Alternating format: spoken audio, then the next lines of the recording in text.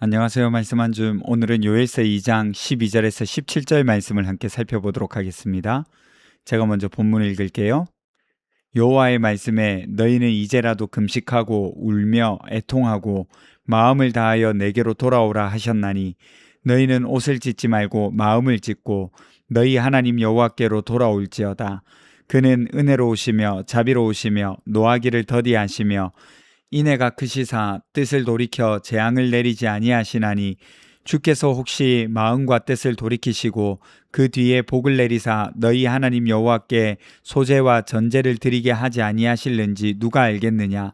너희는 시온에서 나팔을 불어 거룩한 금식일을 정하고 성회를 소집하라. 백성을 모아 그 모임을 거룩하게 하고 장로들을 모으며 어린이와 젖 먹는 자를 모으며 신랑을 그 방에서 나오게 하며 신부도 그 신방에서 나오게 하고 여호와를 섬기는 제사장들은 낭실과 제단 사이에서 울며 이르기를 여호와여 주의 백성을 불쌍히 여기소서.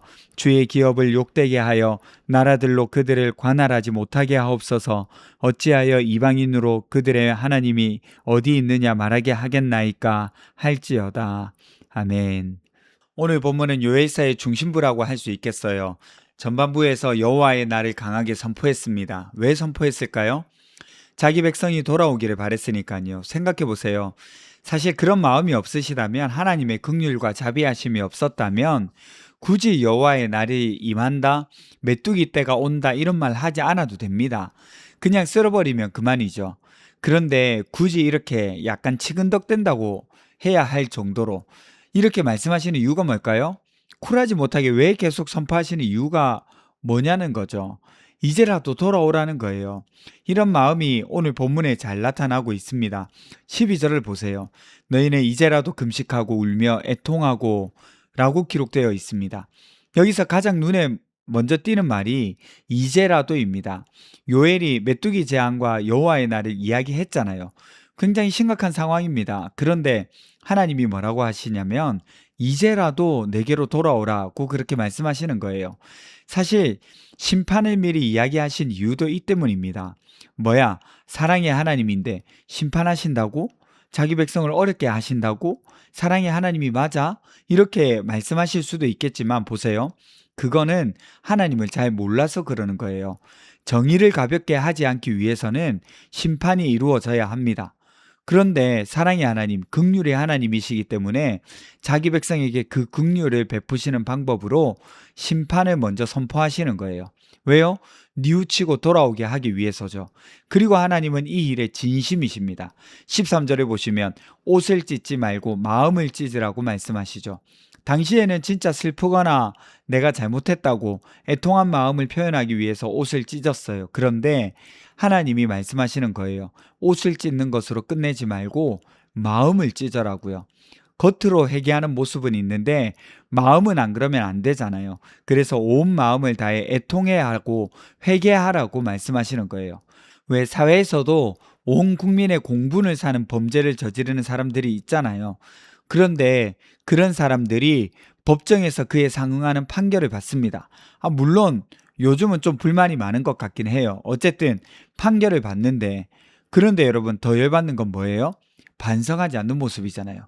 미안한 마음 하나 없이 마음이 더 나쁜 그런 모습들 보일 때 있잖아요. 그런 것처럼 단순하게 행동을 바꾸라는 것이 아니라, 겉으로만 그런 척 하는 것이 아니라 마음을 하나님께로 향하도록 돌리라는 겁니다. 하나님 앞에서 마음을 열고 나아가라는 거예요. 한 가지 기억할 것은 이 마음의 돌이킴이 사실은 하나님의 성품 때문에 가능한 겁니다. 우리가 하나님께 나아갈 수 있는 이유가 뭐예요? 하나님의 성품 때문이에요. 만약에 하나님이 차갑고 냉정하고 기다리지 않으시는 분이라면 어떻게 했을까요? 굳이 경고할 필요가 없다고 앞에서 말씀드렸죠. 쥐도 새도 모르게 그냥 하나님의 날이 임하면 그만입니다. 심판하시면 그만이에요. 그런데 그러지 않으시잖아요.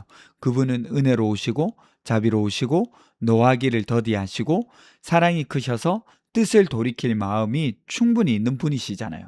그래서 죄책감, 특히 자신이 지은 죄가 너무 많아서 돌아갈 수 없다고 생각하는, 너무 멀리 왔다고 하는 생각으로 마음을 놓고 포기할 때 아마도 그런 분들에게 위로가 될 거라고 확신하는데, 하나님은 그런 우리도 기다리고 계신다는 거죠. 그래서 하나님께 나아가는 것이 필요합니다.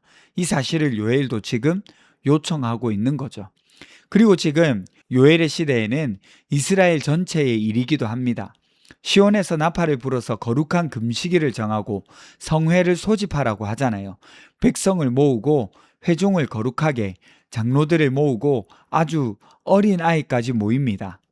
심지어는 신랑과 신부까지, 그리고 이렇게 모여가지고 하나님께 부르짖습니다. 특별히 지도자들이 더 하나님께 부르짖으면서 하나님의 긍휼을 구해야 한다 이렇게 말하죠.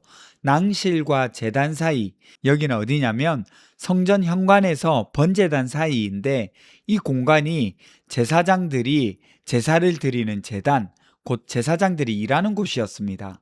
그곳에서 엎드려 기도하라는 거예요. 주의 백성을 불쌍히 여겨달라고.